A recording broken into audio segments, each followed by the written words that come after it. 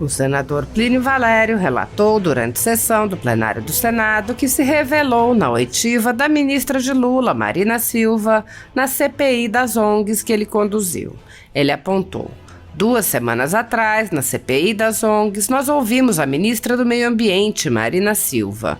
Ficou no registro da CPI, portanto do Senado, o absoluto desprezo da ministra pelas condições de vida dos moradores da Amazônia. O senador disse: a ministra minimizou, para não dizer que ignorou, o fato de que as ONGs enriquecem, enquanto os que deveriam ser por elas assistidos passam por todo tipo de sofrimento. Ela disse que o dinheiro era pouco. Defendeu ainda a promiscuidade hoje existente entre os órgãos estatais ligados ao meio ambiente e as ONGs, admitindo que tudo isso continuará, porque ela acha, assim como os outros, normal.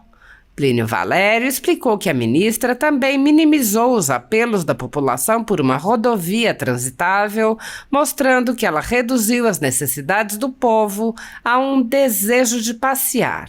Ele disse: esse jeito belicoso, esse jeito de quem se considera acima de tudo e de todos, acaba por nos atingir. Atingir não o nosso orgulho, isso é bobagem, mas o direito que nós temos. O senador afirmou: a ministra tem que entender de uma vez por todas que não pode brincar com a vontade e com o direito de outros. Ela rompeu e interrompeu a barreira da boa convivência e do respeito, porque eu não posso respeitar uma ministra que não nos respeita. Eu, senador da República, não posso respeitar uma ministra que brinca de querer mandar e de ditar os destinos de uma população. Nós temos direito à BR-319, que é, para nós, sim, muito significativa, que não é a solução para os nossos problemas, mas que é o início, sim, da retomada de uma cidadania. Eu não posso, não devo e não aceito não ter o direito de ir e vir. Porque eu não posso chegar a São Paulo, ao Rio, seja lá o que for.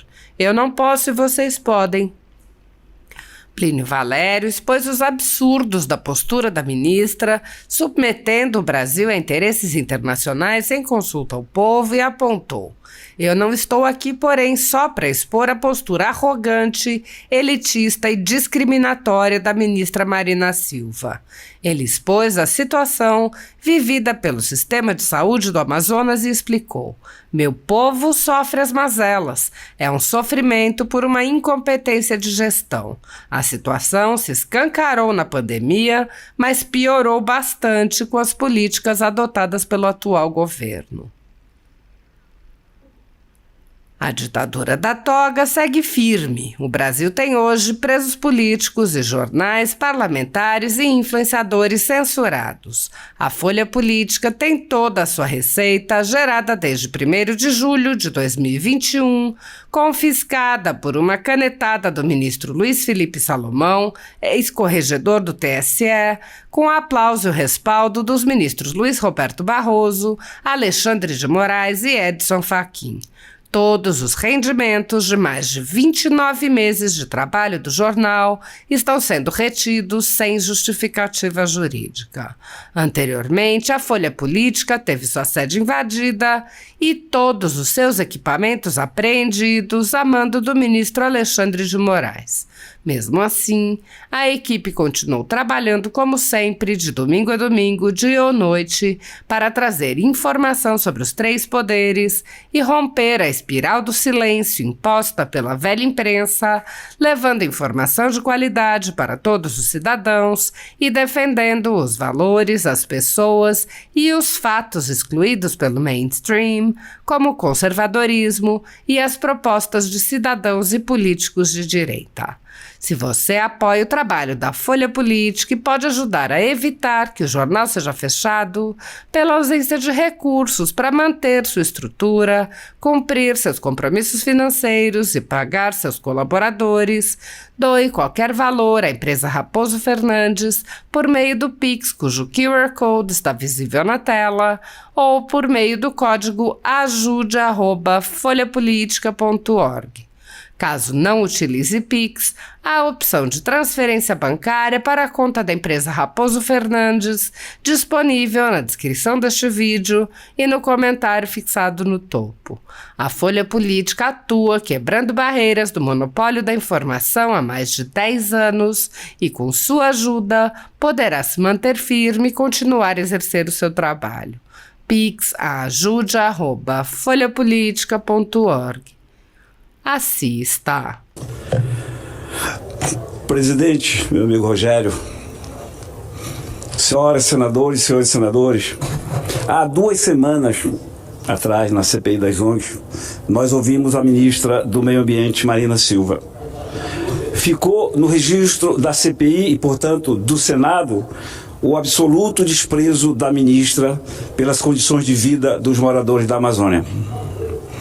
A ministra minimizou, para não dizer ignorou, o fato de que as ONGs enriquecem enquanto que os que deveriam ser por elas assistidos passam por todo tipo de sofrimento.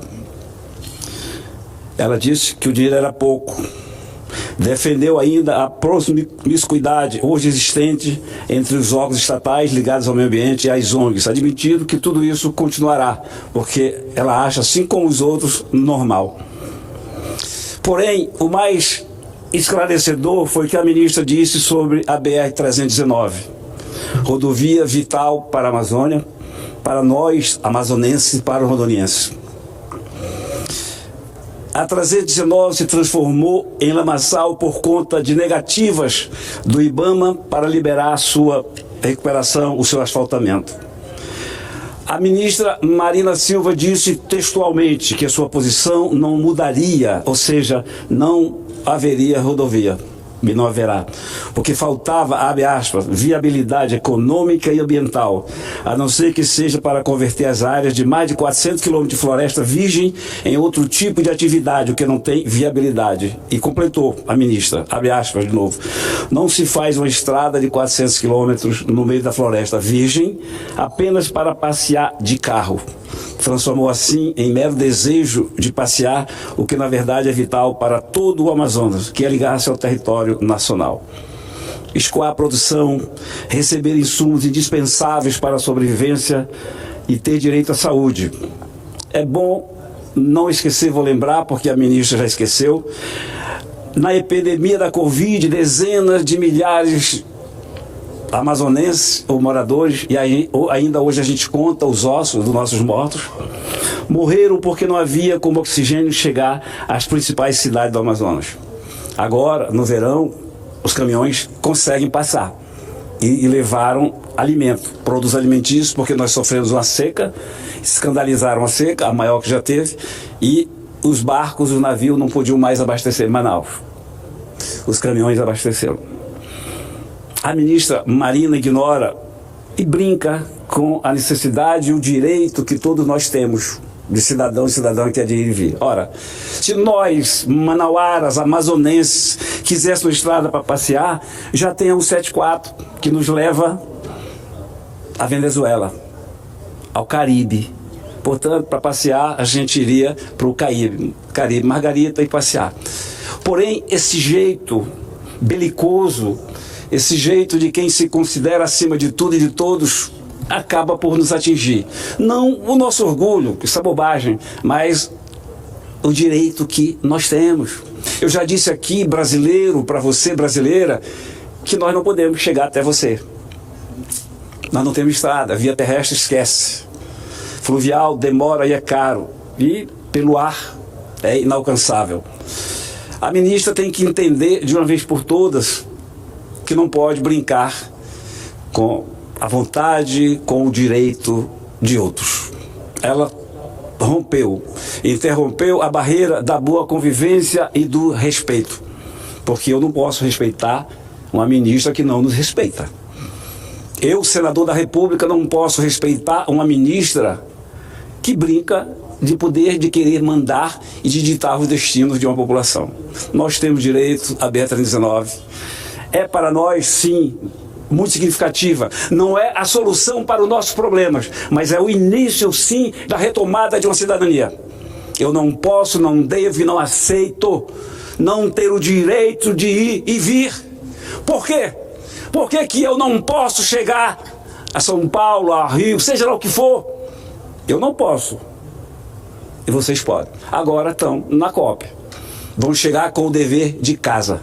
O Macron já esnobou, meu amigo Cajuru, meu amigo Girão. O Macron deu uma bela esnobada. Eu não vou obrigar os nossos produtores às regras que eu impeço de produzir. Mas, no entanto, ele dita normas para que a Marina, para que a comitiva brasileira traga para nos impor o dever de casa, de salvar o planeta. A Amazônia tem a responsabilidade que nos imputaram de salvar a Amazônia. Nós não temos essa responsabilidade, posto que nós não temos pecados ambientais. Nós não temos nodos ambientais que eles têm. Como diz o meu amigo Ferreira Joami, terceirizaram o remorso. Sofrem porque destruíram seus bens naturais e terceirizaram o remorso para nós, pagando, mandando dinheiro para que nós possamos assumir a culpa deles, os pecados deles. Crédito de carbono. A Noruega mandou 3 bilhões para o Fundo Amazônia, mas ganhou um certificado lá de direito de jogar CO2 na atmosfera. Ou seja, eles continuam poluindo a atmosfera. E nós, ao vender crédito de carbono, assumimos isso. Lá na frente vão cobrar, não deles, mas nós, das futuras gerações, as nossas futuras gerações, que vão ter que pagar por esse dinheiro que falam que vão pegar agora por causa do crédito de carbono, que é um tremendo sonho, uma tremenda enganação. O Amazonas, repito aqui, tem preservado 97% da sua floresta. 97%. Tá bom, eu vou dar 1% aí para o pessoal do meio ambiente. 96%. E sabe como vive nossa população? 54% da população do Amazonas vive abaixo da linha da pobreza. Não tem R$11 por dia. Meio ambiente preservado, pobreza. Foi o que demonstramos nas diligências que fizemos. As etnias, os indígenas tutelados pelas ONGs, vivem na linha da pobreza, abaixo da linha da pobreza. Já os que não se julgam, não aceitam a tutela das ONGs, como os parecis, no centro-oeste, vivem na riqueza mesmo. E isso a gente demonstrou e mostrou e vai continuar mostrando. Presidente, senhoras senadores, senhores senadores, eu não estou aqui, porém, só para expor a postura arrogante, elitista e discriminatória da ministra Marina Silva. Quero abordar, já que falamos em mortes por falta de oxigênio, da grave situação vivida pelo sistema de saúde do Amazonas. E peço um pouquinho de tempo, presidente, 3 minutos a mais para concluir, o senhor que é médico. Essa situação foi mostrada em detalhe no portal do meu amigo Holanda, jornalista Raimundo Holanda, ao mostrar que quando profissionais de saúde não conseguem pagar suas dívidas, nem manter um estilo de vida a partir de relações de trabalho aparentemente sólidas, o impacto da saúde pública é imenso. E é o que está acontecendo agora, quando o funcionalismo da saúde está sem receber há mais de 5 meses. O sistema de cooperativas aumentou, que foi implantado em Manaus, no Amazonas, aumentou a confiança desses profissionais, que deixaram de ser empregados para atuar de forma mais direta. Houve assim um salto de qualidade de serviço. Só que o contratante, no caso do governo do Amazonas, não soube capitalizar. E estamos vivendo um caos. E aí também é uma questão de sobrevivência. O que está ocorrendo, ao contrário, é uma sistemática de atraso de pagamentos. Como resultado, médicos, enfermeiros e todos os demais profissionais da área de saúde vivenciam hoje uma situação dramática. São obrigados a reagir, reduzindo os serviços contratados e não honrados pelo governo. Essa reação é natural. Os profissionais precisam trabalhar. E é justificável o que ocorre hoje. O governo do Amazonas tem ainda contas a pagar com enorme atraso. São contas de 2000, eu falei de 6 meses, desculpem, são contas de 2021 e 2022. E parcelas de agosto, setembro e outubro e, claro, novembro deste ano. Cumpre ao governo, na sua incompetência, tentar buscar fórmulas que permitam quitar a dívida e colocar os pagamentos em dias. Há UTIs paralisadas por falta de enfermeiros e encontrar uma solução é urgente. Meu povo sofre as mazelas, o sofrimento por uma incompetência de gestão. A situação se escancarou na pandemia, mas piorou bastante com as políticas adotadas pelo atual governo. E eu encerro, presidente, falando que a lógica, evidentemente, é que não se pode pagar aos profissionais sem receber pelos serviços prestados. Não se prioriza. Vale para os médicos, vale para os enfermeiros. Perde-se, claro, qualidade dos atendimentos. E quem sofre mais com isso, adivinha? Como sempre, a população. Tão castigada, tão sofrida, como sempre, a pagar pela incompetência de seus governantes. Obrigado, presidente.